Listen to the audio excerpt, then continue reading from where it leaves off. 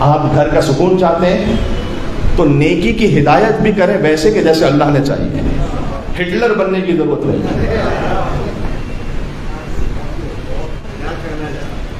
کچھ لوگ ہوتے ہیں کہ جو چاہتے ہیں کہ بس مولانا صاحب وہ خود کچھ نہ کریں, ان کی بیوی نماز پڑھتی ہیں, عبادت کرتی ہیں, دعائیں کرتی ہیں. مولانا صاحب کوئی عمل بتاتے ہیں, میری بیوی کر لے گی.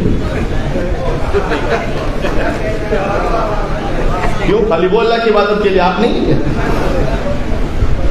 ایک صاحب پہنچے, اب پہلی مرتبہ اپنی زوجہ کے پاس جا رہے تھے تو ان کے دماغ میں تصور یہ تھا کہ وہ بہت زیادہ نیک متقی پرہیزگار, تو کیا دینداری ہے ان کی. تو انہوں نے پوچھا, اب وہ زوجہ ایکسپیکٹ کر رہی تھی کہ کچھ پیار محبت کی بات ہوگی, فرسٹ ٹائم یہ سینگ میں. تو انہوں نے کہا کہ نماز پڑھتی ہو تم یا نہیں؟ ابھی پہلی ملاقات ہے. کہتی تھی حضور میں پڑھتی ہوں نماز. اگر دوسری اور تیسری رکعت میں شک ہو جائے تو کیا ہوگا؟ بڑے گاڑے دیندار والے تھے وہ.